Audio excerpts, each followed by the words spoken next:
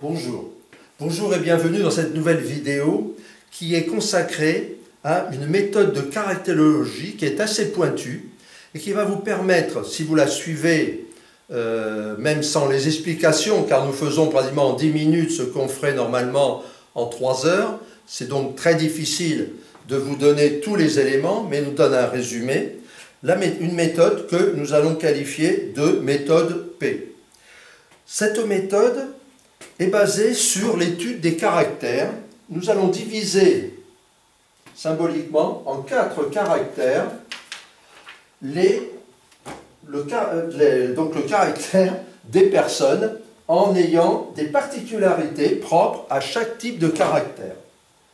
Lorsqu'on fait ce test, effectivement, on va se baser sur quelques questions, de petites séries de 10 mots, enfin 20 mots en fait, et nous allons nous positionner sur une grille abscisse et ordonnée, donc un premier test des mots ici et des mots là. Donc ne rentrez pas dans ce détail, simplement je vais vous donner les particularités de chacun de ces caractères, mais en sachant que le but de la méthode et son intérêt, c'est de ne pas se positionner comme étant ceci ou cela, mais c'est se positionner comme étant graduellement plus dans ce caractère. Peut-être si l'abscisse et l'ordonnée donnaient un point ici, eh bien je serai quand même proche de ce caractère, mais je serai assez éloigné de celui-ci. Je serai un peu éloigné de celui-là, mais je suis quand même absolument dans ce caractère-là. Alors ces caractères, on va leur donner des noms. On va leur donner des noms qui peuvent être discutés et discutables. Celui-ci, on va l'appeler le caractère du promouvant. Ici, nous allons avoir le caractère du contrôlant. Ici, nous avons l'analysant. Déjà, ces mots peuvent vous dire quelque chose. Et enfin, nous avons ici le caractère du facilitant.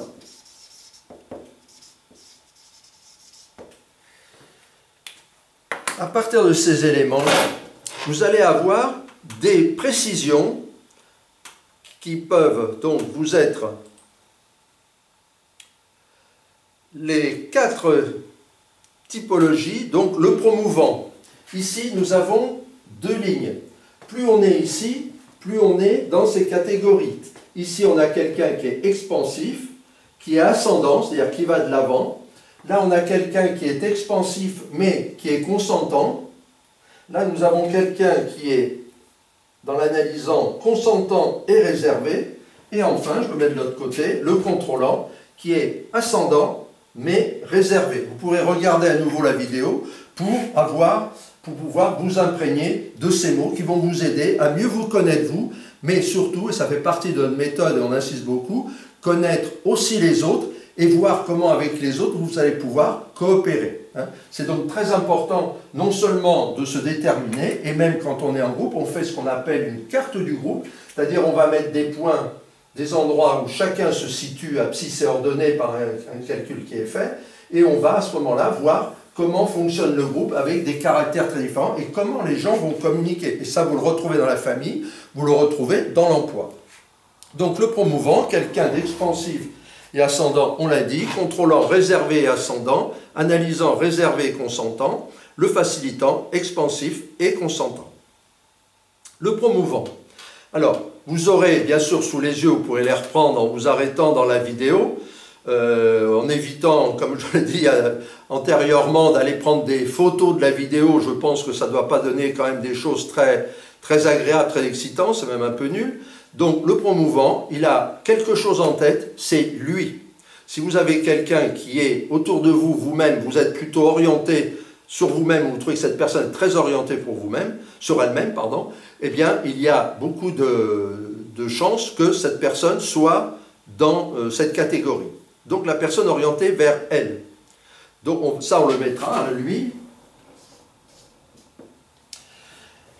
Il y a des mots. Vous pouvez aussi prendre la liste des mots qui suit, dynamique, ouvert, optimiste, impulsif, enthousiaste, créatif, audacieux. Vous l'aurez pour chacun des 4 types de caractères. Si vous répondez à certains de ces mots et vous regardez les autres et que vous avez plus de mots dans un cas dans un type de caractère que dans l'autre, eh bien, il y a beaucoup de chances que vous soyez dans ce type de caractère.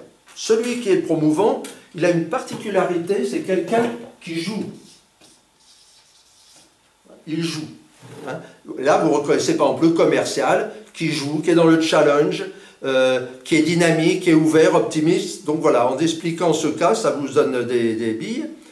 Il cherche la reconnaissance, il a besoin d'être apprécié et félicité, il gagne par séduction, enthousiasme, mais par contre il a besoin d'autodiscipline, besoin de se définir des objectifs limités, il est audacieux, il faut le récompenser par des éloges publics. On ne met pas tout le monde à la même enseigne. Dire, ah bah tiens, je suis manager, eh bien je vais faire un chèque à tous les gens pour les féliciter. Certains ont besoin de ça, d'autres n'ont pas besoin de ça. Nous y reviendrons dans les autres typologies de caractère. S'il y a un problème, c'est quelqu'un qui va exploser. Hein. Vous voyez souvent ces gens-là, ouais, il y en a marre, etc. Ce sont des gens qui vont exploser. Et puis avec lui, s'il a un vendeur en face de lui, eh bien, le vendeur doit présumer un accord de décision. C'est la méthode pour vendre, qui ne sera pas la même avec les autres types de caractères. Vous y reviendrez. On va essayer de ne pas risquer de dépasser le temps, parce qu'à ce moment-là, je peux recommencer ma vidéo ou couper. Le contrôlant, celui qui est ici, son mot-clé, c'est le résultat. C'est très important pour lui, le résultat est très important, et c'est quelqu'un qui compte. Il fait des comptes. On trouve ici, là, plutôt les commerciaux, et là, on doit plutôt trouver un directeur financier, par exemple. Hein, quelqu'un qui est un manager, un directeur comptable, voilà, plutôt ici. Alors, déterminé, réservé, assuré, exigeant, résolu, vous voyez, vous retrouvez ces mots. Il cherche la réalisation, il a besoin de prendre des décisions et d'atteindre des résultats. Il gagne par objectif. Souvent, la carotte et le bâton, il l'utilise en disant, oui, vous comprenez, si on n'arrive pas à tel chiffre, il faudra que je prenne des décisions, etc. C'est une personne qui a besoin d'auto-humilité. Et souvent, ces gens qui sont, par exemple, des responsables d'entreprise, des grands chefs de service, eh bien, ils ont besoin d'auto-humilité pour pouvoir vivre correctement avec les autres. Nous y reviendrons. Ces gens-là, il faut les récompenser par de l'argent. Ce sont des gens, si on leur donne une prime, eh bien, ils vont être très contents. Si, comme ici, on leur fait des éloges publics, eh bien, ce n'est pas ça qui va leur faire plaisir. S'il y a un problème, il argumente, il prend des paris. Avec lui, un vendeur doit présenter des faits et de la logique. Il pèse le pour et le contre, c'est lui qui prend la décision. Il faut développer les excès d'avantages envers lui. Donc là, si vous êtes commercial, par exemple, eh bien, vous voyez que quand vous avez ce type de personne en face de vous, eh bien, vous savez comment vous allez vendre à ce genre de personne, tout en restant vous-même. Ensuite, nous avons le caractère de l'analysant. Ici, l'analysant, lui, son mot-clé, c'est la perfection. La perfection, il cherche toujours la perfection, mais par contre, seul point de référence, c'est le passé. Il est orienté vers le passé, c'est ce qui s'est passé avant, etc. C'est souvent quelqu'un de froid, de consciencieux, précis, réfléchi, ponctuel. Il pense, il écrit, il veut des choses exactes, il fait des choses exactes, il est prudent, audacieux. Peut-être vous reconnaîtrez-vous davantage dans ce type de caractère. Mais ce qui est intéressant, c'est savoir, là aussi, comme dans les tests avant, c'est de savoir si vous êtes à 20% dans un caractère, 30% dans l'autre, 8%, etc. Vous pouvez faire votre calcul pour arriver au 100%. Il cherche la sécurité.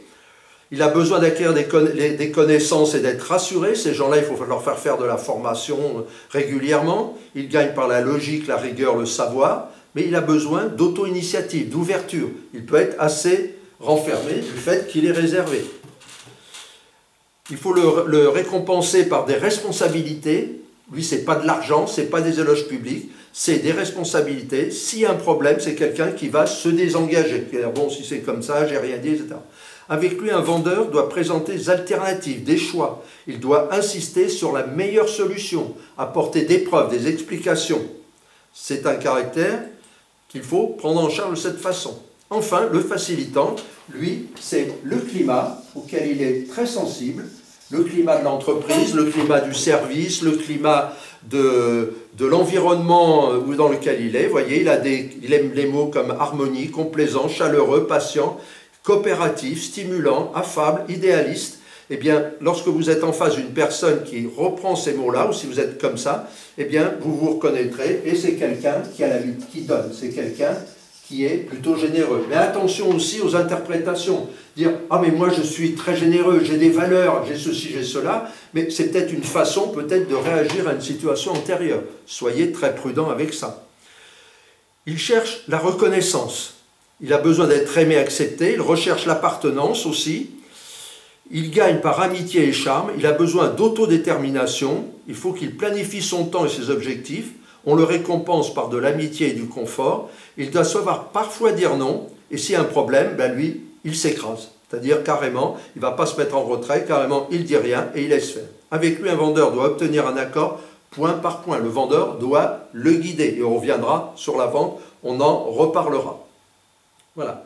J'en ai terminé pour cette première partie. Pour une question de temps, on va faire une première vidéo concernant ceci. Et la prochaine vidéo sera consacrée à la deuxième partie. Je vous remercie de votre attention. Travaillez bien tout ce domaine-là et nous y reviendrons. Je vous souhaite une bonne continuation.